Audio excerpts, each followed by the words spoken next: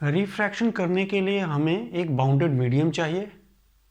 Bounded medium अभी तक हम लोगों ने देखा, जिस तरह की बाउंडेड मीडियम हम लोगों ने रिफ्रैक्शन के लिए कंसिडर किया था, उसमें जो बाउंडेड मीडियम होता था उसकी जो सरफेस थी वो सरफेस प्लेन और एक दूसरे के पैरेलल होती थी, जिसमें हम लोगों ने पहला सिस्टम जाना कि ग्लास स्लैब को देखा कि ऐसा बाउंडेड मीडियम जिसके इंसिडेंट रे और इमर्जेंट रे, इंसिडेंट होने वाला सेक्शन और इमर्जेंट होने वाला सेक्शन दोनों के दोनों एक दूसरे के पैरेलल हुआ करते थे। अब हम लोग ये देखेंगे कि इस तरह का भी मीडियम हो सकता है बाउंडेड मीडियम रिफ्रैक्शन के लिए, जिसमें इंसिडेंट सरफेस और बाउंडेड इमर्जेंट सरफेस, जिस सेक्शन से, जिस प्लेन से लाइट इंसिडेंट करेगी और जिस प्लेन से लाइट इमर्जेंट इमर्ज होगी, ये दोनों के दोनों नॉन पैरेलल भी हो सकते हैं। और उसी नॉन पैरेलल सिस्टम में हम लोग पढ़ेंगे प्रिज्म को। ठीक है, तो अभी तक हम लोगों ने देखा ऐसा ट्रांसपेरेंट मीडियम जिसकी बाउंड्री जो थी वो बाउंड इस तरह से करके रखी थी ट्रांसपेरेंट मीडियम को कि उसके इंसिडेंट होने वाली जो प्लेन है, लाइट जहां से इंसिडेंट हो रही थी वो प्लेन, और लाइट जहां से इमर्ज हो रही थी, इमर्जेंट हो रही थी लाइट की, वो प्लेन एक दूसरे के पैरेलल थी बिल्कुल, जिसको हम लोगों ने ग्लास लैब में पढ़ लिया। अब हम लोग ये देखेंगे कि अगर ऐसा सिस्टम बनाया जा सकता है जिसमें हम इंसिडेंट प्लेन और इमर्जेंट प्लेन दोनों को पैरेलल नहीं, दोनों को एक दूसरे के नॉन पैरेलल रख देंगे, तो ऐसे ही सिस्टम को आज हम स्टडी करेंगे बच्चों, जिसमें जो टॉपिक हमें पढ़ना है वो है प्रिज्म। इस तरह का जो ट्रांसपेरेंट मीडियम जो रिफ्रैक्शन के लिए हम यूज करते हैं, जिसमें इंसिडेंट प्लेन और रिफ्रैक्टेड प्लेन, इमर्जेंट प्लेन, वो दोनों के दोनों प्लेन एक दूसरे के पैरेलल नहीं होते हैं। तो प्रिज्म क्या है इसको जानेंगे तो हम ये कहेंगे कि a transparent medium bounded by refracting surface, transparent medium जिसको हम लोग बाउंड करके रखे हैं रिफ्रैक्टिंग सरफेस का, such that incident and emergent surface, जिस सरफेस से लाइट इंसिडेंट हो रही है और जिस सरफेस से लाइट इमर्जेंट हो रही है, these are non parallel to each other. तो ऐसा अगर सिस्टम लें तो हम ये देखेंगे कि इस तरह के सिस्टम को हम प्रिज्म का नाम देते हैं। यहाँ मैंने डायग्राम बना के रखा है, ये हमने एक प्रिज्म का डायग्राम लेआउट बना रखा है, जिसमें मान लिया जाए कि हमने ए डैश सी ये एक रिफ्रैक्टिंग सरफेस कंसिडर कर ले। This is first refracting surface कह ले, रिफ्रैक्टिंग सरफेस है, और उसी तरीके से ए बी, और इसको पीछे से देखा जाए तो बी डैश और ए डैश, इस सरफेस को भी हम रिफ्रैक्टिंग सरफेस ही कह सकते हैं। तो ये देखा जाए कि दो रिफ्रैक्टिंग सरफेस है, एक रिफ्रैक्टिंग सरफेस हमारा A B dash A dash, और दूसरा refracting surface A dash C. ये दोनों रिफ्रैक्टिंग सरफेस एक दूसरे के पैरेलल ना होके क्या है, नॉन पैरेलल। अब अगर नॉन पैरेलल होने की कंडीशन होगी तो कहीं ना कहीं ये दोनों सरफेस एक दूसरे से इंटरसेक्ट होंगे। तो इंटरसेक्टिंग सरफेस क्या है, तो इंटरसेक्टिंग सरफेस जहां सरफेस 1 और सरफेस 2, ये सरफेस और ये सरफेस दोनों एक दूसरे को से मिट हुआ है, and that point is a dash. तो हम कहेंगे कि हमारे इस, ये मैंने एक प्रिज्म का सिस्टम बना रखा है। अब इस प्रिज्म के सिस्टम में अगर हम कह ले कि ये हमारा रिफ्रैक्टिंग सरफेस नंबर 1 है और ये हमारा रिफ्रैक्टिंग सरफेस नंबर 2 है, दूसरा सरफेस, और this one is first surface. So हम पहले सरफेस से लाइट अगर इंसिडेंट करवाते हैं, इस सरफेस से लाइट इंसिडेंट करवाते हैं, तो हम देखते हैं सरफेस नंबर 2 से लाइट इमर्जेंट होगी, तो ये दोनों के दोनों सरफेस एक दूसरे के क्या है, पैरेलल है क्या, तो हमारा आंसर होगा कि नहीं, पैरेलल नहीं है। तो ऐसे सिस्टम को हम लोग क्या नाम देंगे, प्रिज्म का। तो प्रिज्म ये क्लियर हो रहा है कि कैसे सिस्टम, यहाँ पे हम लोगों ने प्रिज्म का एक लेआउट डायग्राम बनाया है, और इस लेआउट डायग्राम में हमने देखा कि there are 2 surface, the surface number 1 is A B dash A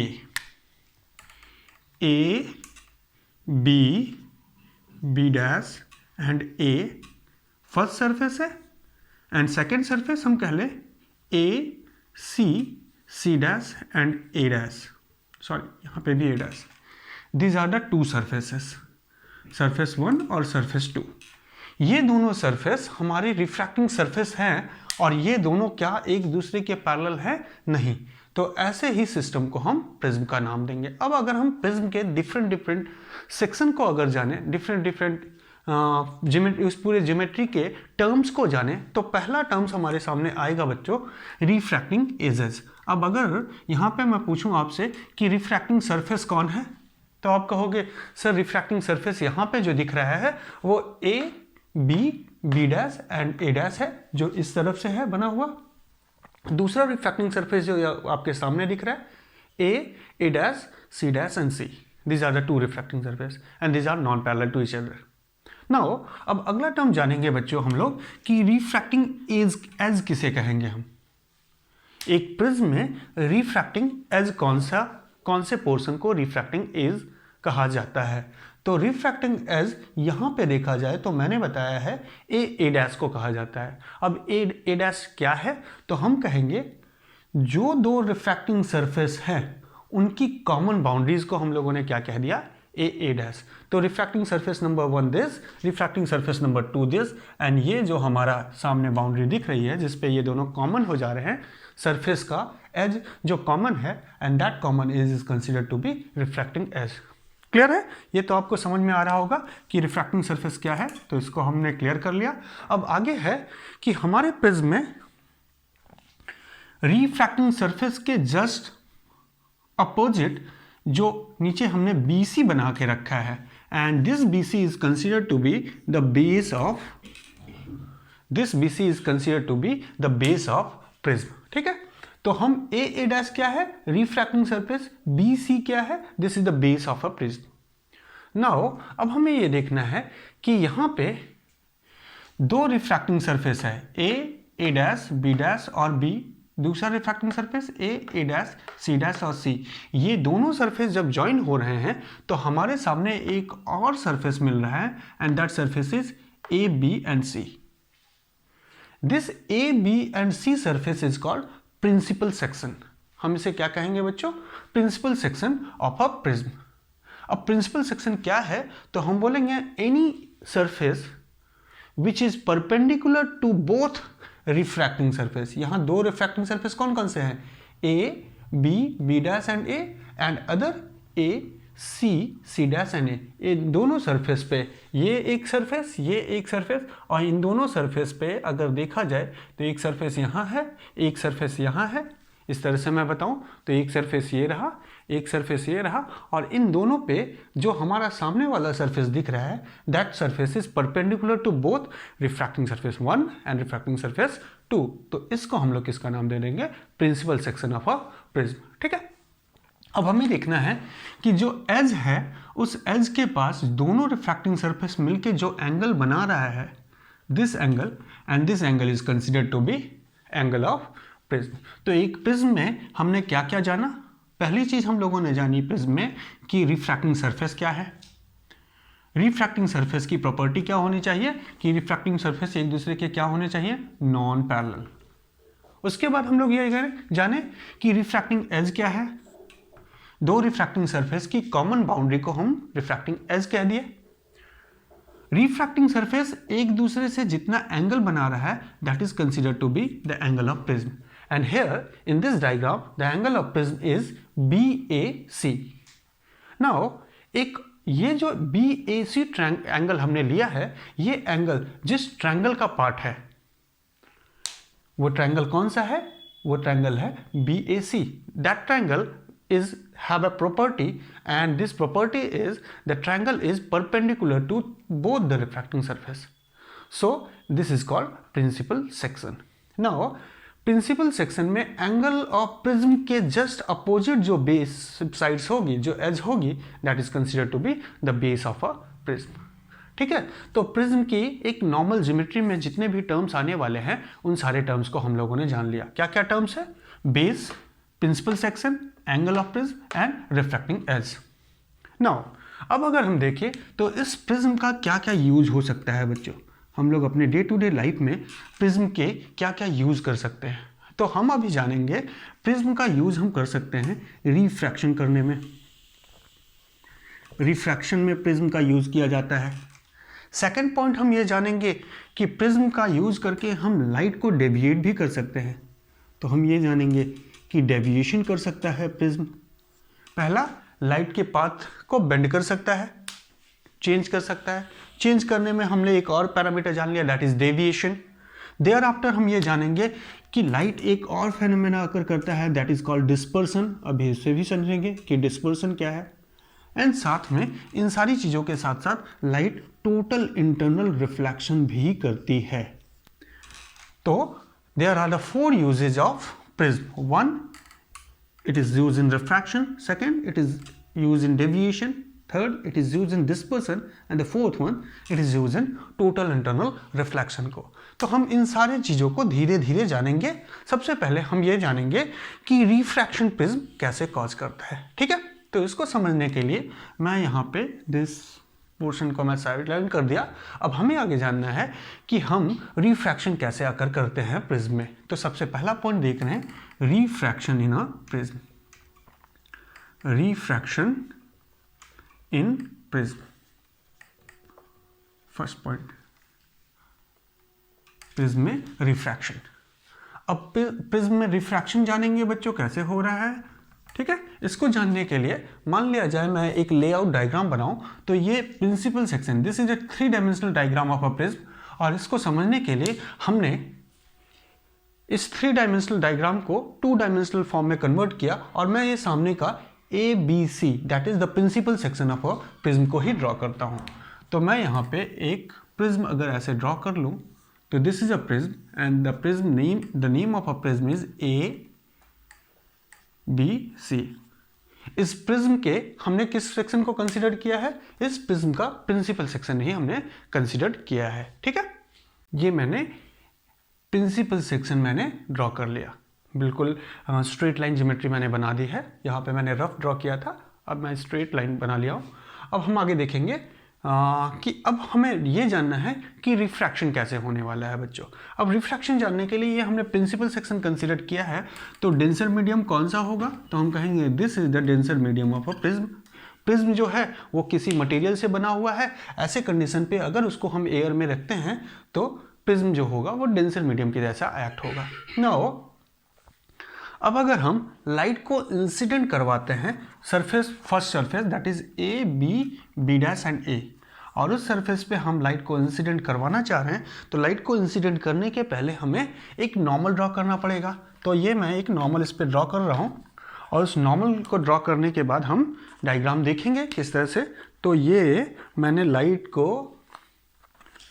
incident करवाने के लिए मैंने एक नॉर्मल लिया। मैंने यहाँ इस सरफेस पे लाइट इमर्ज होगी, इमर्जेंट होगी लाइट की, तो इसलिए हम इस वाले सरफेस पे भी एक नॉर्मल ड्रॉ कर ले रहे हैं। और थोड़ा सा मैं डायग्राम को अगर सही करूँ तो ये मैंने 2 नॉर्मल ड्रॉ कर लिए। नॉर्मल ड्रॉ करते समय लेट पहले सरफेस के नॉर्मल को हम ये कह लें कि दिस इज A और इसको मैं O कह लूँ, इसको N कह लूँ और इसको N डैश कह लूँ। तो there are 2 normal, one is ON, it is on the surface A, B, B dash and A, and second normal that is O, N dash and it is on the surface A, A dash, C dash and B। तो यहाँ से एक normal इधर draw किया है, यहाँ से एक नॉर्मल इधर ड्रॉ किया है। नाउ अब हम लाइट को अगर इंसिडेंट करवाएं, तो हम लाइट के इंसिडेंट करवाने के लिए यहाँ से मैंने एक इंसिडेंट रे ड्रॉ कर दिया। ये मैंने एक इंसिडेंट रे भेजा है। अब हमारा इंसिडेंट रे जाके सरफेस पे स्ट्राइक करेगा, तो this angle is angle of incident I, और हमें इस रे को हम लेट नाम दे देते हैं PQ। तो जहां सरफेस पे जाके ये गिरा है एंड दैट इज Q। तो PQ is a incident ray. As the ray is incident from rarer medium to denser medium, so the ray bend towards normal. तो नॉर्मल की तरफ रे बेंड हो जाएगी और ये रे बेंड होने के बाद ऐसे चली गई। ठीक है, ये मैं थोड़ा सा नॉर्मल को चेंज कर दूं।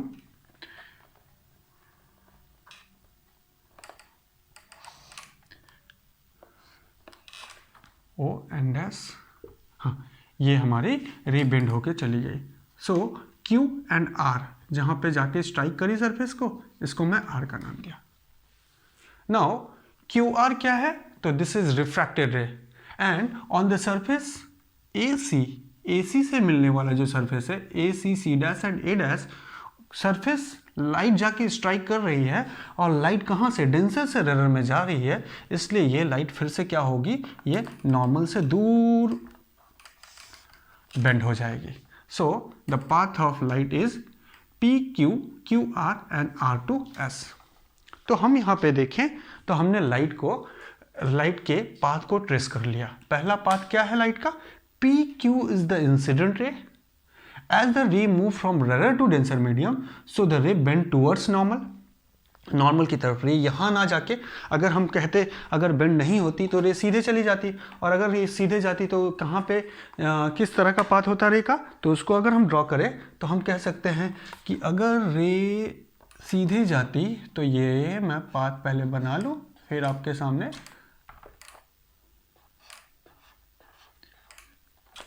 तो ये हमारा रे का पाथ होता अगर रे बेंड नहीं होती तो। नाउ क्योंकि रे बेंड हो गई इसलिए वन मीडियम से दूसरे मीडियम में रिफ्रैक्शन, रेयर मीडियम से डेंसर मीडियम में गई है, इसलिए उसका path P Q Q P dash नहीं हो के क्या हुआ, क्यू आर। तो रे ऑफ लाइट किधर मूव करी है बच्चों, तो हम कहेंगे ray of light bends towards normal, और ऐसे कंडीशन पे अगर ये एंगल ऑफ इंसिडेंट है तो इस एंगल को हम R1 कह लें। Now light travel from P to Q to R और जाके दूसरे सरफेस पे टकराई। नाउ लाइट डेंसर से रेयर में जा रही है, इसलिए ये अपने पाथ, जो इसका पाथ ऐसा होना चाहिए था, दिस पाथ होना चाहिए, क्यू डैश होना चाहिए था पाथ, उससे वो क्या हुआ, उससे वो अवे फ्रॉम नॉर्मल मूव कर गया, यहाँ टूवर्ड्स नॉर्मल मूव किया था। सो यहाँ जो एंगल बना है नॉर्मल और इसके बीच में, इस एंगल को हम क्या कह रहे हैं, लेट द एंगल इज, क्योंकि ये इमर्जेंट रे है इसलिए हम इसको एंगल ऑफ इमर्जेंट ई से रिप्रेजेंट किए। ठीक है, तो this is angle of emergent E, this is incident ray, this is refracted रे, और इस एंगल को जो डेंसर मीडियम में सरफेस 2 के लिए बना है उसे मैं R2 लिख लूँ। ठीक है, तो हमारा जो पहला एंगल है that is P Q N, this angle is angle of incidence. दूसरा सरफेस नंबर 1 के लिए ओ क्यू एंड आर, ये जो एंगल बना ये एंगल ऑफ रिफ्रैक्शन हो जाएगा। एंड सरफेस नंबर 2 के लिए ओ आर क्यू जो एंगल बना है that is angle of incident, and thereafter angle of emergence किसके लिए, एंगल ऑफ रिफ्रैक्शन या एंगल ऑफ इमर्जन बना एस आर एन। ठीक है, तो ये आपके सामने रिफ्रैक्शन होने से डायग्राम दिख रहा है। नाउ अब अगर रिफ्रैक्शन के कॉन्सेप्ट को लगाए तो हम ये कह सकते हैं for surface number 1, for A B, कौन से सरफेस के लिए, A B interface, interface surrounding को मीडियम से सेपरेट आउट कर रहा है, तो ए बी इंटरफेस के लिए अगर हम लॉ लगाएं तो हम कहेंगे sign angle of incident into refractive index of medium, that is rarer medium, equals to sine angle of refraction number 1 into refractive index of prism, that is denser medium। ठीक है, उसी तरीके से अगर हम for second interface that is AC के लिए consider करें, for AC अगर लॉ को इम्प्लीमेंट किया जाए तो हम कह सकते हैं साइन R2, और ये एंगल कहाँ बना है, रिफ्रैक्टिव इंडेक्स डेंसर मीडियम में बना है, is equals to sine E into mu R. ठीक है, these are the two equation, equation number 1 and this is equation number 2। किस प्रॉपर्टी को अप्लाई किया हम लोगों ने, रिफ्रैक्शन के लॉ किसने दिया है, स्नेल्स ने, स्नेल्स लॉ को अप्लाई किया। सो यहाँ से mu D upon mu R की वैल्यू अगर निकाला जाए तो from equation first mu D upon mu R, mu D upon mu R is equals to कितना होने वाला है बच्चों, mu D upon mu R is equals to sine I upon sine R1। और यहां से देखा जाए इक्वेशन नंबर 2 से mu D upon mu R, mu D upon mu R, mu D upon mu R मैंने लिख रखा है, this will equals to sine E upon sine R2। तो ये रिलेशन हमें मिला है। तो थ्रू रिफ्रैक्शन हम ये जाने, और mu D upon mu R को सिंपली हम रिफ्रैक्टिव इंडेक्स ऑफ मीडियम लिख ले, ठीक है, और इसे सिंपली म्यू लिख सकते हैं। तो अगर म्यू का रिलेशन निकाला जाए तो refractive index of medium is equals to sine I upon sine R1 which is equals to sine angle of emergent upon sine angle of incident on surface number 2।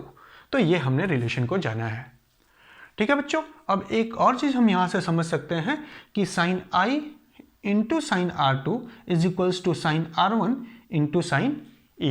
ये हम रिलेशन देख सकते हैं, ठीक है, इसे हम बाद में समझेंगे इस कॉन्सेप्ट को। तो ये रिफ्रैक्शन के थ्रू हम लोगों ने रिजल्ट पाया। अब इस रिजल्ट का यूज करके हम अगर रिफ्रैक्टिव इंडेक्स गिवन है, I गिवन है, तो R1 को कैलकुलेट कर सकते हैं। अगर R1 R2 R1 I भी गिवन है, R1 भी गिवन है, R2 भी गिवन है, E को कैलकुलेट कर सकते हैं। तो इस तरीके से हम इस रिलेशन का यूज करके जो भी फैक्टर हमें नहीं मालूम है उस फैक्टर को कैलकुलेट किया जा सकता है। मोस्टली हम देखें तो हम ये नहीं कैलकुलेट कर सकते कि R1 और R2 की वैल्यू क्या है, बट हम ये जान सकते हैं कि एंगल ऑफ इंसिडेंट और एंगल ऑफ इमर्जेंट क्या है। तो हम अगर एंगल ऑफ इंसिडेंट मालूम हो और रिफ्रैक्टिव इंडेक्स ऑफ प्रिज्म मालूम हो तो R1 की वैल्यू और R2 की वैल्यू एंगल ऑफ इमर्जेंट के मालूम होने से कैलकुलेट कर सकते हैं। तो रिफ्रैक्शन का यूज करके हम क्या निकाल सकते हैं, by knowledge of mu I and E we can calculate R1 and R2 inside the prism, जिसको हम कैलकुलेट करने के लिए हम ज्योमेट्रिकली पॉसिबल नहीं है हमारे लिए देख पाना, ठीक है। तो यहाँ हम एक इक्वेशन का यूज करके उसे कैलकुलेट कर सकते हैं। सेकंड चीज जानेंगे बच्चे अब हम लोग यहाँ पे, this are the portion of refraction. अब हम ये देखने वाले हैं कि डेविएशन क्या है। तो अब सेकंड पॉइंट जो हमें जानना है that is deviation in prism. This is a long concept, इसे हम थोड़ा इसमें कई चीज़ों को पढ़ेंगे। डेविएशन, मिनिमम डेविएशन की कंडीशन, डेविएशन का डायग्राम, वेरिएशन देखेंगे। तो ये deviation is the mostly portion covered in the prism. Deviation की ही पोर्शन को हम कवर करते हैं प्रिज्म में। और साथ में एक और चीज़ ध्यान देना है हमें, डिस्पर्सन और total internal refraction that is in very short, okay. तो डेविएशन को हम जानेंगे। Deviation is the lengthy concept. अब इसमें डेविएशन क्या है ये पहले जाना जाए। तो इसको जानने के लिए सबसे पहले तो मैं इस डायग्राम को, जो मैं इक्वेशन को नोट करके रखा हूं, उसे मैं इरेज कर दूं, ताकि आप अब सिर्फ और सिर्फ किस कॉन्सेप्ट को समझे, डेविएशन को। नाउ अब देखा जाए बच्चों, तो डेविएशन को अभी तक हम लोगों ने पहले से ही जान रखा है। It is the angle between the emergent ray and incident ray when produced. तो डेविएशन क्या है, एंगल बिटवीन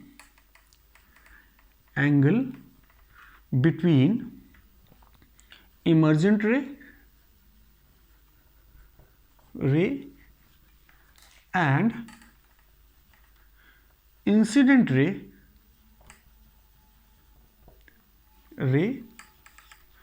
व्हेन प्रोड्यूस। जब इंसिडेंट रे को हम क्या करें, प्रोड्यूस करें, तो जब प्रोड्यूस करेंगे तो जो एंगल इमर्जेंट रे और इंसिडेंट रे के बीच में बनेगा, that angle is considered to be angle of deviation.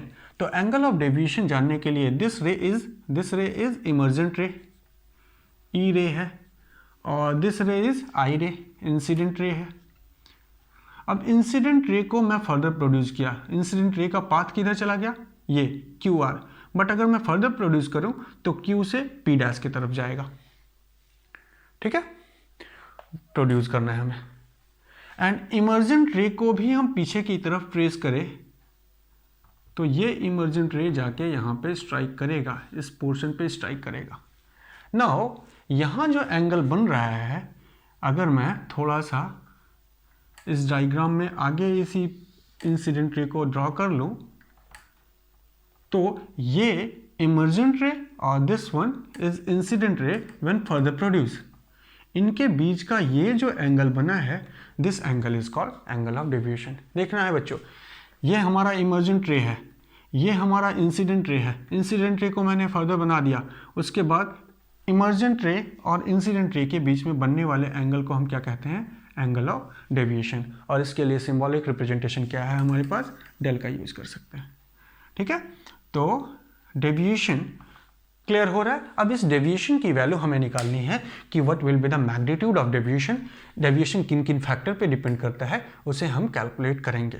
तो angle between the emergent ray and incident ray when produce is considered to be angle of deviation. Now इस deviation को calculate करने के लिए हम देखते हैं what will be the equation how to calculate the magnitude of deviation. तो पहली चीज तो हम लोगों ने जान लिया कि डेविएशन क्या है। सेकंड देखेंगे what is the magnitude of deviation. Magnitude का मतलब इसकी वैल्यू, डेविएशन की वैल्यू अगर कैलकुलेट करनी है तो किस फॉर्मूले का यूज करके हम कैलकुलेट करेंगे। तो मैग्नीट्यूड ऑफ डेविएशन हम कैलकुलेट करने वाले हैं और देखेंगे कि मैग्नीट्यूड ऑफ डेविएशन क्या आ रहा है। अब देखना है बच्चों, यहाँ पे सबसे पहले हम देखते हैं कि एक हमारे पास क्वाड्रिलेटरल बन रहा है and that quadrilateral is AQOR। तो हम कहेंगे इन क्वाड्रिलेटरल कौन सा क्वाड्रिलेटरल ले रहे हैं? AQO and R, O and R, ये मैंने क्वाड्रिलेटरल लिया। अब क्वाड्रिलेटरल की प्रॉपर्टी ये है कि सारे एंगल का सम जो होता है वो क्या होता है? वो 360 डिग्री। तो हम कहेंगे angle A plus angle Q plus angle O plus angle R, this will equals to 360 degree. ठीक है, ये हम ज्योमेट्रिकली जानते हैं। नाउ अब अगर एंगल Q को देखा जाए तो Q जो है वो नॉर्मल है। तो एंगल Q की वैल्यू कितनी है बच्चों? 90 डिग्री। उसी तरह से R जो बनाएगा इस क्वाड्रिलेटरल में AQOR क्वाड्रिलेटरल जो बना है, इस क्वाड्रिलेटरल में QO लाइन जो है वो नॉर्मल है इस सरफेस पे, सो 90 डिग्री। सिमिलरली R भी 90 डिग्री। तो this 90 and this 90, the sum will be equals to 180, and if this part 180 goes to the right side, 360 minus 180 is equals to 180. तो हम कहेंगे ये एंगल 90, ये एंगल 90, दोनों एंगल 90 के हैं। तो 90 वाले एंगल जब राइट साइड जाएंगे तो ये 360 में से 90 माइनस कर लेगा, ये भी 360 में से 90 माइनस कर लेगा। तो यहाँ का रिजल्टेंट एंगल क्या बचा? 180। और अब ये 180 डिग्री एंगल किसकी किसकी वैल्यू है?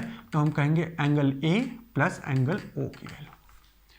एंगल A और एंगल O मिलके कितना एंगल बना रहा है? This will equals to 180 degree. ठीक है बच्चों? अच्छा, अब एक और चीज यहां पे समझ लिया जाए कि डेविएशन को कैलकुलेट करने के लिए हमें क्या क्या नॉलेज होना चाहिए। तो हम कहेंगे, अभी मैंने बताया था R1 R2 को हम कैलकुलेट नहीं कर सकते, हम I को देख रहे हैं, हम E को देख रहे हैं, और अब हमें मालूम है कि इस मीडियम की रिफ्रैक्टिव इंडेक्स कितनी है। तो हमारे पास 3 डिफरेंट फैक्टर हैं। First factor is angle of incident, second is angle of emergent, and third is refractive index of prism. तो इसका मतलब एंगल ऑफ डेविएशन को इन्हीं 3 फैक्टर्स पे हमें कैलकुलेट करना पड़ेगा। ठीक है, तो देखते हैं कैलकुलेशन करा जाए। और एक और फैक्टर है जिस पे हम कैलकुलेशन कर सकते हैं, that is angle of prism. ठीक है, तो धीरे धीरे समझेंगे। अभी हमने A plus O is equals to 180 degree calculate कर लिया। नाउ अब यहां एक और ट्रायंगल बना हुआ है and that triangle is QOR। तो हम कहेंगे इन ट्रायंगल QOR ट्रायंगल को देखा जाए तो ये हमारा एंगल कितना है? R1, ये एंगल कितना है? R2, और यहां एंगल कितना है? O। तो हम कह सकते हैं R1 plus R2 in plus angle O is equals to 180 degree. ठीक है, this is equation number 2, this is equation number 1। अब इक्वेशन 1 और इक्वेशन 2 को कंपेयर किया जाए बच्चों, तो हम इससे कंपैरिजन कर ले तो यहाँ क्या है? 180 डिग्री, यहाँ क्या है? 180 degree. Means if right part are equal then left part are also equal. तो जब कंपेयर करेंगे तो angle A plus angle O is equals to R1 plus R2 plus angle O, और एंगल O को cancel कर लेगा। यहाँ से फ्रॉम इक्वेशन 1 और 2 हम क्या कैलकुलेट कर सकते हैं? तो फ्रॉम 1 एंड 2 हमें जो वैल्यू मिलेगी वो वैल्यू क्या है? तो हम कहेंगे angle of prism is equals to angle of R1 plus angle of R2। Angle R1 क्या है? रिफ्रैक्टिंग सरफेस नंबर 1 का एंगल ऑफ रिफ्रैक्शन, और R2 क्या है? रिफ्रैक्टिंग सरफेस नंबर 2 का एंगल ऑफ इंसिडेंट। ठीक है, तो ये हमने रिजल्ट में एक चीज जान लिया कि एंगल ऑफ प्रिज्म की वैल्यू कैलकुलेट करनी है तो कितनी होनी चाहिए? R1 प्लस R2 के बराबर। इस चीज को हम अपने दिमाग में सेट रखेंगे बच्चों जब तक हम प्रिज्म की स्टडी करेंगे, क्योंकि कई बार इस छोटे से कॉन्सेप्ट का यूज हमें करना होता है। तो आपको ये मेमोराइज करके रखना पड़ेगा कि angle A is equals to R1 plus R2। अब R1 क्या है? फर्स्ट इंटरफेस का रिफ्रैक्शन एंगल। R2 क्या है? सेकंड इंटरफेस का इंसिडेंट एंगल। नाउ अब हम कहें एंगल ऑफ डेविएशन कैलकुलेट करना है हमें, तो एंगल ऑफ डेविएशन कैलकुलेट करते समय हम एक ट्रायंगल कंसीडर कर रहे हैं, और वो ट्रायंगल है हमारा ये पॉइंट जिस जगह पे ये जाके इंटरसेक्ट किया है। लेट इस पॉइंट को मैं नाम दे देता हूँ R डैश, नहीं R डैश नहीं, क्योंकि सारी चीज़ें तो हैं यहाँ पे, P Q R S, इसको T कह ले। तो यहाँ हम कह सकते हैं एक ट्रायंगल बन रहा है, और वो ट्रायंगल है QTR। कौन से ट्रायंगल लिया हमने? QTR ट्रायंगल ने। तो QTR ट्रायंगल में हमारा angle Q plus angle T plus angle R, ये मिलके कितना एंगल बनने वाला है? 180 डिग्री। और एक प्रॉपर्टी हम अगर इंप्लीमेंट करें तो हम कह सकते हैं angle Q plus angle R is equals to angle of deviation. कैसे? तो हम कहेंगे इस ट्रायंगल के बाहर बनने वाला एंगल दिस वन, यही तो हमारा एंगल ऑफ डेविएशन है। तो angle of deviation is the exterior angle for this triangle, and exterior angle is the sum of two opposite interior angle, and interior angle कौन से हुए? Q और R। तो Q plus R is equals to del. Now अब देखिए Q, angle Q की value इस triangle के हिसाब से कितनी होने वाली है? तो ये पार्ट हो गया हमारा एंगल Q, ये डार्क पार्ट। तो I माइनस R1 लिख सकते हैं इसको, तो हम इसको लिखे I minus R1, this is I, और इस लाइन को सीधे बढ़ा लेते तो ये पूरा I हो जाता। I में से R1 को माइनस कर लिया तो हमारे पास एंगल Q की वैल्यू मिल गई। प्लस एंगल R की वैल्यू निकाली जाए तो E माइनस ये वाला एंगल हमें निकालना है, तो इस एंगल के लिए हम क्या कह सकते हैं? E minus R2। तो E minus R2 is equals to angle of deviation. अब this is equation number 3 and this is equation number 4। अब अगर हम यहाँ पे सॉल्व करें तो हम इसको जरा सा मैं इरेज करता हूँ, एंगल बिटवीन, ये जो डेफिनेशन मैंने लिख रखी है उसे मैं अगर इरेज कर दूँ तो हम कहेंगे फ्रॉम, इस इक्वेशन को अगर आगे सॉल्व किया जाए, I plus E minus R1 plus R2 is equals to कितना है? तो हम कहेंगे this will equals to angle of deviation. Now R1 plus R2 equation number 3 में हमने क्या पाया है? एंगल A के बराबर। तो हम यहाँ पे वैल्यू रखें तो हम लिख सकते हैं I plus E minus A is equals to angle of deviation. कहाँ से कैलकुलेट किया हम लोगों ने इसे? तो हम कहेंगे इसे कैलकुलेट करने के लिए हमने इक्वेशन नंबर 3 का यूज किया। तो फ्रॉम 3 से हमने ये रिजल्ट पाया। R1 प्लस R2 की वैल्यू कितनी आई है? A के बराबर। सो मैग्नीट्यूड की वैल्यू कितनी हो गई? एंगल ऑफ डेविएशन को कैलकुलेट करना है तो हमें क्या क्या चाहिए? एंगल ऑफ डेविएशन को कैलकुलेट करना है तो हमें I चाहिए, एंगल ऑफ इमर्जेंट चाहिए, और एंगल ऑफ प्रिज्म चाहिए। तो यहाँ हम लोगों ने देखा कि what will be the magnitude of angle of deviation. तो angle of deviation is equals to I plus E minus A। This is the value of angle of deviation. ठीक है बच्चों, तो अभी हम लोगों ने ये जाना कि डेविएशन क्या है, उसके मैग्नीट्यूड किस किस फैक्टर पे डिपेंड कर रहे हैं? I पे, E पे एंड R पे। एक और चीज़ हम ये जानेंगे कि अभी हम ये भी देखेंगे कि रिफ्रैक्टिव इंडेक्स पे भी हमारा डेविएशन डिपेंड होता है। फिलहाल इस फॉर्मूले को यहाँ पे हम समझ सकते हैं कि angle of deviation is equals to I plus E minus A। अब यहाँ से अगर हम देखें तो किस किस फैक्टर पे एंगल ऑफ डेविएशन डिपेंड है, तो factor on which deviation depend तो कौन कौन सा फैक्टर दिख रहा है बच्चों? फर्स्ट नंबर 1 क्या आया? एंगल ऑफ इंसिडेंट पे, पहला फैक्टर। दूसरा फैक्टर क्या है? एंगल ऑफ ई पे। तीसरा factor angle of prism, angle of prism पे, एंगल ए पे। एंड एक और चीज़ देख ले कि हम रिफ्रैक्टिव इंडेक्स पे भी देखेंगे अभी, तो उसे भी मैं यहाँ नोट कर ले रहा हूँ। Refractive sorry index of prism. तो अभी तक हम लोगों ने देखा बच्चों कि डेविएशन को कैलकुलेट करने का इक्वेशन क्या है। तो deviation is equals to I plus E minus A, ये हम लोग कैलकुलेट करें, where I is angle of incident, E is angle of emergent and A is angle of a prism.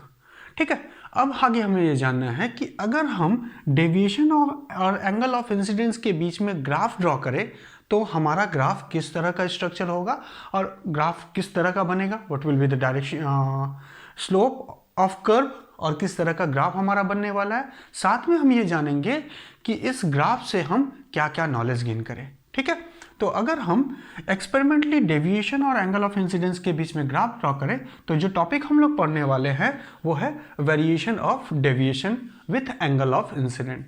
तो यहाँ मैंने एक ग्राफ बनाया है, जिस ग्राफ में हम ये ऑब्जर्व कर रहे हैं कि हॉरिजॉन्टल एक्सिस में हम लोगों ने एंगल ऑफ इंसिडेंस को इंडिकेट किया है, different value of angle of incidence consider किया है, और वर्टिकल एक्सिस में हम लोगों ने एंगल ऑफ डेविएशन को कंसिडर किया है। और एंगल ऑफ डेविएशन की वैल्यू हम लोगों ने देखा है जैसे जैसे हम वाई एक्सिस पे जाएंगे एंगल ऑफ डेविएशन की वैल्यू बढ़ रही है, और जैसे जैसे हम लोग हॉरिजॉन्टल एक्सिस में जाएंगे एंगल ऑफ इंसिडेंट की वैल्यू बढ़ रही है। तो अगर हम कंसिडर करें तो यहाँ हमें कांस्टेंट कंसिडर करना पड़ेगा। पहला कांस्टेंट है एंगल ऑफ प्रिज्म। तो for a refracting index of a prism and wavelength of light, अगर तीन को हम कांस्टेंट कंसिडर कर लेते हैं, क्या ले ले? अगर हम इन तीनों को, एंगल ऑफ प्रिज्म को, refracting index of a prism और वेवलेंथ ऑफ लाइट, इसको हम कांस्टेंट अगर कंसिडर कर ले तो हम इस टाइप का ग्राफ ये हम ऑब्जर्व करेंगे। This is the shape of a graph between deviation and incident angle. So इस ग्राफ से हम नॉलेज गेन कर रहे हैं।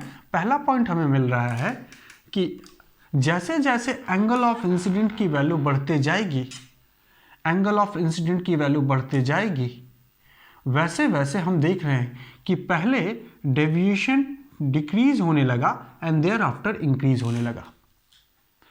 ठीक है, सो हम एक पॉइंट पा रहे हैं, एक पर्टिकुलर एंगल की वैल्यू हम देख रहे हैं जिस एंगल पे हमारा डेविएशन मिनिमम हो जा रहा है। पहली चीज, एक पर्टिकुलर वैल्यू ऑफ एंगल जिस एंगल पे हमारा डेविएशन मिनिमम हो जा रहा है, and this point A point is considered for the point और coordinate which contain some angle for which angle of deviation is minimum. तो कौन सा इस कर्व में अगर देखा जाए तो मिनिमम डेविएशन हमें कहाँ मिला है? ए पे, और ए पे जो एंगल है that angle of incident is called angle for the minimum deviation. पहली चीज। दूसरी चीज हम देखें कि हम जैसे जैसे एंगल यहाँ पे ए को अगर कांस्टेंट कर ले तो आई प्लस ई मिलके डेविएशन की वैल्यू बना रही है। ऐसे कंडीशन पे अगर एंगल ऑफ इंसिडेंट हम बढ़ाएंगे तो एंगल ऑफ इमर्जेंट कम होता जाएगा। तो पहली पॉइंट हम यहाँ से इस ग्राफ से नॉलेज किए, इस ग्राफ से गेन किए कि when I angle of incident, जिसको स्मॉल आई से रिप्रेजेंट किया है हम लोगों ने यहाँ, is maximum, E is minimum. ठीक है, जब आई की वैल्यू मैक्सिमम होगी तो ई की वैल्यू मिनिमम होगी, और इन्हीं दोनों का समेशन हमें डेविएशन मिल रहा है। एंड वाइस वर्सा मीन्स अगर हम एंगल ऑफ इंसिडेंट बढ़ाते हैं तो for a particular value of angle of incident, जैसे जैसे हम एंगल ऑफ इंसिडेंस को बढ़ाते जाएंगे for a particular value of angle of prism, हम देखेंगे कि डेविएशन की वैल्यू एंगल ऑफ इमर्जेंट जो है वो डेविएशन के लिए कम होता जाएगा। और उसी तरह से अगर हम एंगल ऑफ इमर्जन बढ़ाते चले जाएं तो एंगल ऑफ इंसिडेंट भी कम होती चली जाएगी। ठीक है, तो अगर हम इस जगह पे एंगल ऑफ इंसिडेंट को मिनिमम कंसिडर करते हैं तो this is the point where emergent angle is maximum. And अगर हम इस पॉइंट पे, ये पॉइंट हमने यहाँ कंसिडर किया है, इस पॉइंट को देखें तो angle of incident horizontal axis में बढ़ रहा है, तो when I is maximum E is minimum. ठीक है, क्लियर है बच्चों? Second point. अब अगर देखें कि हम राइट साइड से लेफ्ट साइड की तरफ जाएं तो एंगल ऑफ इमर्जेंट कम होता जा रहा है, लेफ्ट से राइट की तरफ जाएं, सॉरी राइट से लेफ्ट की तरफ जाएं तो एंगल ऑफ इमर्जेंट बढ़ता जा रहा है, और लेफ्ट से राइट की तरफ आए तो एंगल ऑफ इंसिडेंट बढ़ रहा है। और ये एक ऐसा पॉइंट है जहां डेविएशन मिनिमम हुआ है, and that point is where I is equals to E। तो सेकेंड पॉइंट हम यहां से जानेंगे कि फॉर मिनिमम डेविएशन के लिए जो कंडीशन हम लोगों ने ग्राफ में पाई है वो ये है कि एंगल ऑफ इंसिडेंट की वैल्यू कितनी होनी चाहिए, एंगल ऑफ इमर्जेंट के बराबर। नाउ थर्ड पॉइंट हम यहां से जानेंगे कि except this particular angle where I is equals to E, there is two value of I for a particular value of angle of deviation.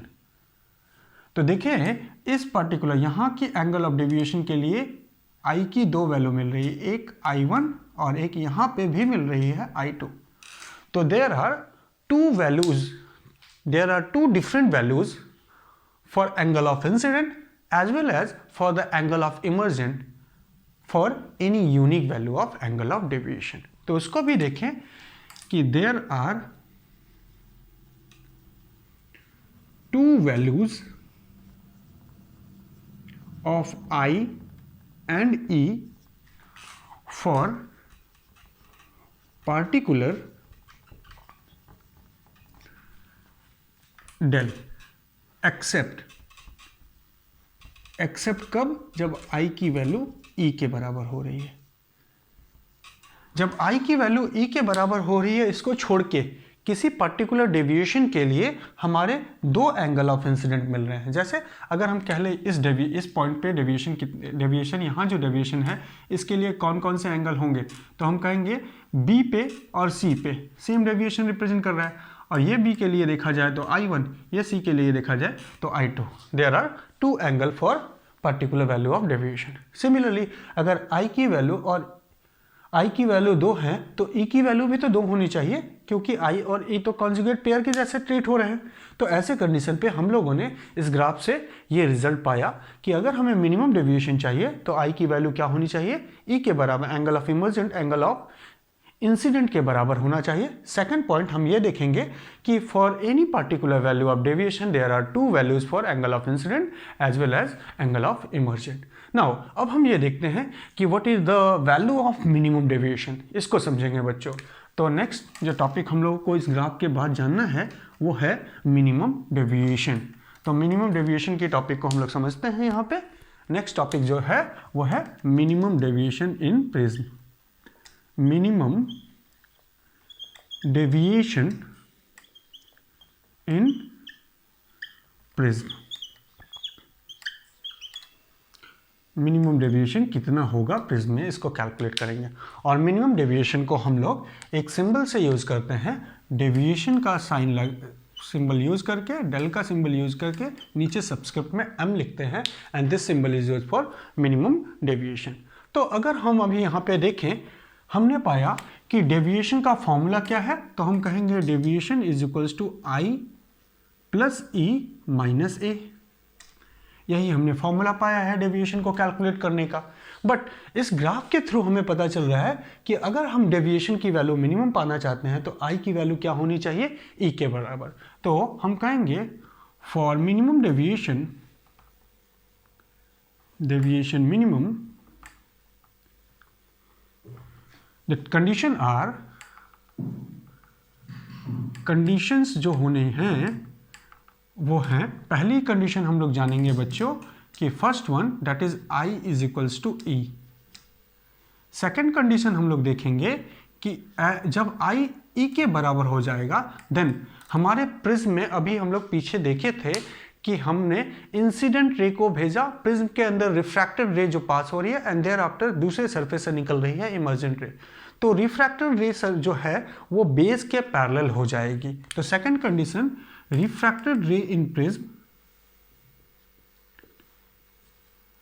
रे in prism is parallel to base. और अगर refracting रे prism के अंदर अगर base के parallel होती है, ऐसे कंडीशन पे R1 की वैल्यू R2 के बराबर हो जाएगी।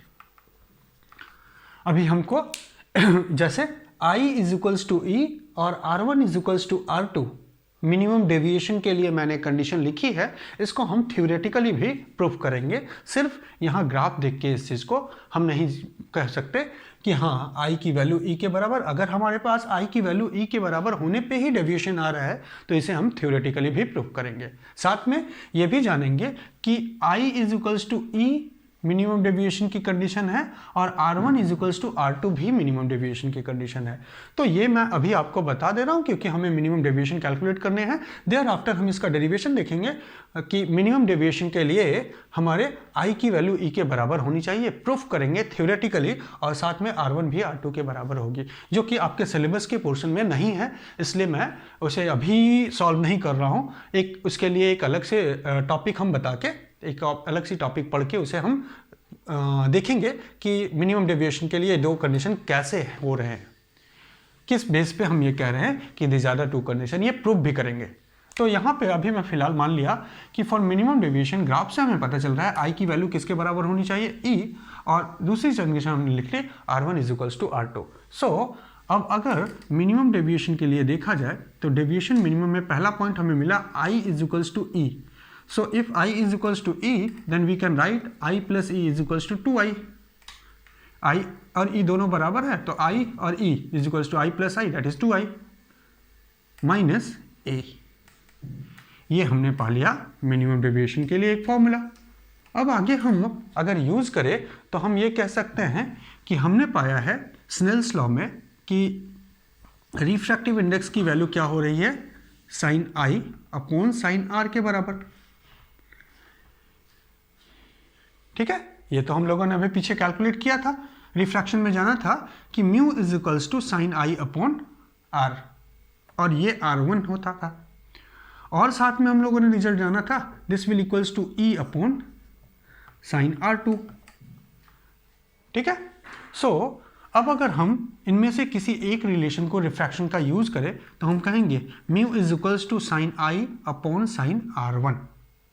नाउ यहाँ से अगर हम सॉल्व करें तो हमें क्या फॉर्मूला मिलने वाला है बच्चों, यहाँ से अगर I की वैल्यू निकालें तो हमें I इज इक्वल्स टू क्या आने वाला है, तो इसको उधर भेज दें तो हम कहेंगे minimum deviation plus A upon 2 is equals to I। तो हम इस साइन I में इस वैल्यू को पुट कर सकते हैं, तो refractive index is equals to sine deviation minimum plus A upon 2, ये I की जगह पे रख सकते हैं, और नीचे हमारा क्या है साइन R1। अब साइन R1 को हमने अभी आपको बताया था कि R1 और R2 की वैल्यू हम कैलकुलेट नहीं कर सकते, हमें सिर्फ क्या मालूम कर सकते हैं I, E एंड A, इन्हीं के, और साथ में रिफ्रैक्टिव इंडेक्स, ये चार फैक्टर पे डिपेंडेंसी है। तो R1 को हम रिप्लेस, जो तीन फैक्टर और बच गए, I तो हमें मिल गया, I को हमने लिख लिया, तो यहाँ देखो I को भी हम लोगों ने रिप्लेस कर लिया डेविएशन और A से, तो R1 को भी रिप्लेस कर लें A से या डेविएशन से। तो हम लोग पीछे एक फॉर्मूला देखे थे जहाँ पे हम लोगों ने R1 plus R2 is equals to A के बराबर पाया था। मैंने आपको अभी बताया है कि ये वैल्यू पीछे हमने इसको सॉल्व किया है, R1 plus R2 is equals to A पाया है।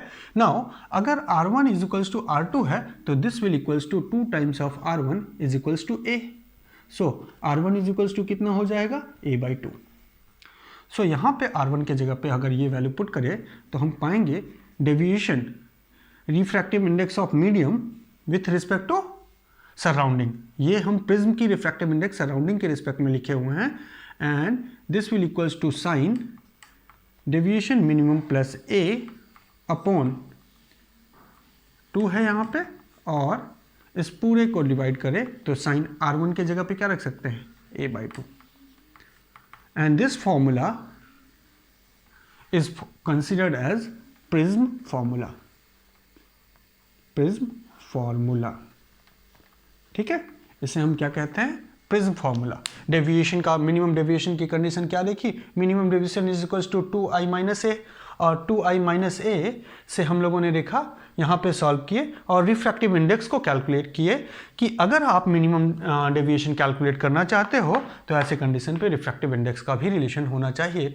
तो मिनिमम डेविएशन के कंडीशन भी हम जान लें क्या होना है, ये कंडीशन, और उस कंडीशन पे रिफ्रैक्टिव इंडेक्स का रिलेशन हम लोगों ने पाया, और ये रिलेशन पाया क्या, refractive index of prism is equals to sine deviation minimum plus a/2, ये a/2 पूरे पे है डिवाइडेड बाय साइन a/2, तो ये हम लिख सकते हैं इसको, हाँ ठीक है। तो इस तरीके से हम इस वैल्यू को लिख सकते हैं, ठीक है। तो ये हम लोगों ने रिफ्रैक्टिव इंडेक्स के रिलेशन को भी जान लिया। अब एक और चीज़ हमें समझना है बच्चों कि what will happen if the prism is thin. Thin prism होने की कंडीशन ये है कि अगर हम प्रिज्म को थिन कंसीडर करते हैं तो ऐसी कौन सी कंडीशन है जब हम प्रिज्म को क्या कहेंगे कि प्रिज्म हमारा थिन है। तो थिन प्रिज्म होने का मतलब कि एंगल ऑफ प्रिज्म की वैल्यू हमारी जो होनी चाहिए वो लेस देन 10 डिग्री। 10 डिग्री से अगर हमारा एंगल ऑफ प्रिज्म कम होता है तो ऐसे कंडीशन पे हम कहेंगे वो प्रिज्म हमारी क्या है, thin prism. So for thin prism, अगर प्रिज्म कैसा हो, थिन हो, तो थिन प्रिज्म की अभी मैंने क्या बताई कंडीशन कि एंगल ऑफ ए की वैल्यू लेस देन होनी चाहिए 10 डिग्री। अब अगर ऐसा कंडीशन होता है बच्चों कि ए की वैल्यू लेस देन 10 डिग्री है तो यहाँ पे हम कहेंगे at that condition sine I is equals to I and sine R is similar to R. So इस फॉर्मूले को अगर रिप्लेस करा जाए तो हम पाएंगे mu is equals to minimum deviation plus A Y whole divided by 2 and this is also divided by sine a/2। Sine को हम रिप्लेस कर दें तो a/2। Now 2 will cancel out, so the value will be mu is equals to deviation minimum plus a upon a, and it is also written as deviation, इसको mu a को multiply कर लिया जाए तो mu into a is equals to minimum deviation plus a, और minimum deviation is equals to mu a minus a, and जिसमें हम a को कॉमन ले ले तो हमें क्या मिलेगा, mu minus 1। तो मिनिमम डेविएशन की वैल्यू क्या आ गई, minimum deviation is equals to a mu minus 1। तो यहाँ पे मिनिमम डेविएशन हम किसके ऊपर डिपेंड देख रहे हैं, हम यहाँ डिपेंडेंसी देख रहे हैं a एंड म्यू पे। अब अगर देखा जाए तो a क्या है, एंगल ऑफ प्रिज्म, म्यू क्या है, refractive index of a prism, और ये दोनों के दोनों तो कांस्टेंट हैं। ऐसे कंडीशन पे minimum deviation case of thin prism will be constant. तो हम कहेंगे फॉर थिन प्रिज्म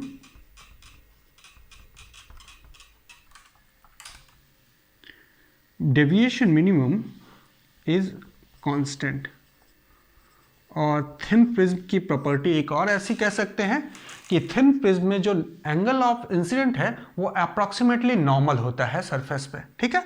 तो इस तरीके से हम इसको जान सकते हैं कि for thin prism minimum deviation is constant, और इसको ऐसे भी लिख सकते हैं for normal incident. Thin prism में एंगल ऑफ इंसिडेंट क्या होता है, हम नॉर्मल, तो कह सकते हैं फॉर नॉर्मल इंसिडेंट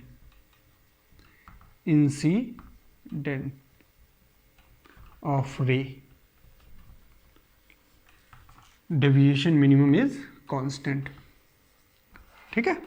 ये एग्जाम में क्वेश्चन आते भी हैं कि हमें ये प्रूफ करना होता है कि for thin prism deviation is constant. तो ये हम लोगों ने थिन प्रिज्म की कंडीशन जानी और ये हम लोगों ने जनरल प्रिज्म की कंडीशन जानी है। अब आगे हम एक और चीज़ को जानेंगे बच्चों कि what will be the condition of at minimum deviation, what will be the value of angle of incident. ठीक है, तो इसको देखते हैं। इसको मैं पहले बोर्ड को इरेज कर लूँ फिर उसे बताता हूँ। तो फॉर डेविएशन, मिनिमम डेविएशन के लिए जो कंडीशन है वो ये दो कंडीशन हम लोगों ने जानी है। और मिनिमम डेविएशन में जो हम लोगों ने रिजल्ट पाया वो रिजल्ट जो पाए वो हम लोगों ने कैलकुलेट किया कि रिफ्रैक्टिव इंडेक्स, पहली चीज़ तो ये पाई कि मिनिमम डेविएशन होने पे जो वैल्यू होनी चाहिए वो कितनी होनी चाहिए, 2i - a। फर्स्ट पॉइंट ये जाना था। सेकेंड पॉइंट हम लोगों ने जाना कि रिफ्रैक्टिव इंडेक्स जो होनी चाहिए वो उसका रिलेशन क्या होना चाहिए, तो उसको पाया sine minimum angle of deviation plus a/2 whole divided by sine a/2। और इस फॉर्मूले को हम लोगों ने क्या कहा, प्रिज्म फॉर्मूला। उसके बाद हम लोगों ने थर्ड रिजल्ट जाना जो कि थिन प्रिज्म के लिए था कि फॉर थिन प्रिज्म हमने मिनिमम डेविएशन क्या पाया, मिनिमम डेविएशन इज कांस्टेंट। और कांस्टेंट डेविएशन की वैल्यू कितनी है बच्चों, तो कांस्टेंट डेविएशन की वैल्यू हम लोगों ने पाई है म्यू -1 × a। ठीक है, ओके। अब आगे जानेंगे हम लोग कि what will be the angle of incident. अभी हम लोगों ने जाना है कि डेविएशन किस किस फैक्टर पे डिपेंड करता है, एंगल ऑफ इंसिडेंट पे, रिफ्रैक्टिव इंडेक्स पे, एंगल ऑफ प्रिज्म पे। हम लोगों ने सबको धीरे धीरे समझा। अब ये देखना है कि एंगल ऑफ इंसिडेंट कितना होना चाहिए मिनिमम डेविएशन के लिए। तो फॉर मिनिमम डेविएशन आई की वैल्यू, एंगल ऑफ इंसिडेंट की वैल्यू कितनी होनी है, इसे हम कैलकुलेट करेंगे। ठीक है, कि what will be the value, और इसको यहाँ फिर नोट करेंगे। तो यहाँ पे मैं इसको सॉल्व करता हूँ कि अगर हम देखें तो हम लोगों ने ये पाया है कि डेविएशन मिनिमम पे, अभी हम रिफ्रैक्टिव इंडेक्स की बात करें तो रिफ्रैक्टिव इंडेक्स का रिलेशन हमारा क्या आएगा, sign angle of incident upon sine angle r1। और रिफ्रैक्शन में हम लोगों ने एक और रिलेशन जाना था, sign angle of emergent upon sine r2। इनमें से हम पहले वाले रिलेशन को यूज करते हैं और वो है refractive index of prism with respect to surrounding. इस म्यू को क्या लिख सकते हैं, इस म्यू को हम चाहे तो ये भी लिख सकते हैं बच्चों। अगर म्यू के बारे में लिखा जाए, रिफ्रैक्टिव इंडेक्स के बारे में लिखा जाए तो हम कह सकते हैं यहाँ जो म्यू है, this mu is equals to mu of denser medium with respect to rare medium. और हमने जो केस देखा है उसमें डेंसर मीडियम हमारा क्या है, प्रिज्म, और रेयर मीडियम क्या है, सराउंडिंग। तो प्रिज्म की रिफ्रैक्टिव इंडेक्स विथ सराउंडिंग भी हम इसको कह सकते हैं। तो mu is equals to sine I upon sine r1। और अभी हम लोगों ने पाया है कि i की वैल्यू अगर यहाँ पे देखा जाए तो i इज इक्वल्स टू ई होना चाहिए, और a के लिए अगर एंगल a की वैल्यू निकाला जाए तो angle a is equals to क्या होता है, angle a is equals to r1 plus r2 होता है, जिसको हम ये लिख सकते हैं क्या, angle a is equals r1 is equals to angle a is equals to r1 plus r2 होता है। और मिनिमम डेविएशन के कंडीशन पे r1 r2 के बराबर होता है, तो ऐसे कंडीशन पे 2r1 लिख सकते हैं। 2r1 is equals to a, so r1 is equals to कितना आया, तो इसको हम लिख सकते हैं a/2। नाउ अब अगर इस फॉर्मूले में सब्स्टिट्यूट करा जाए तो हम कह सकते हैं साइन आई, इस रिलेशन को मैं ऐसे लिखता हूं कि sine I upon sine r1 is equals to mu. ठीक है, ये अभी हम लोगों ने रिफ्रैक्शन में जाना था। देयर आफ्टर अगर हम साइन आई की वैल्यू निकालें तो this will equals to mu into sine r1। हमने आपको पहले ही बताया है कि r1 को हम ज्योमेट्रिकली कैलकुलेट नहीं कर सकते हैं, ऑब्जर्व नहीं कर, कैलकुलेशन हम नहीं कर सकते हैं, हम मेजर नहीं कर सकते। तो ऐसे कंडीशन पे हम क्या कहेंगे, r1 को हमें रिप्लेस करना पड़ेगा और r1 की वैल्यू एंगल ऑफ प्रिज्म के बेसिस पे रख सकते हैं हम। तो साइन i इज इक्वल्स टू कितना होगा, refractive index of medium sine A by two. Now यहाँ से अगर आई की वैल्यू हम निकालें तो this will equals to sine inverse of mu sine A by two. ठीक है, तो आई की वैल्यू हम लोग देखेंगे मिनिमम डेविएशन कंडीशन पे जो एंगल ऑफ इंसिडेंट होगी उसकी वैल्यू कितनी होने वाली है बच्चों। तो उसे लिखते हैं एंगल ऑफ इंसिडेंट की value sine inverse mu sine A by to, ये हो जाएगी। तो ये हम लोगों ने मिनिमम डेविएशन ऑफ प्रिज्म के कंडीशन पे कुछ रिलेशन को कैलकुलेट किए हैं। ठीक है बच्चों, अभी आगे हमें और भी फैक्टर्स को जानना है। हाँ, लेकिन आज की क्लास को हम लोग यहीं पे क्लोज करेंगे। नेक्स्ट क्लास में इसके बारे में और भी चीज़ें हम जानेंगे। Thank you.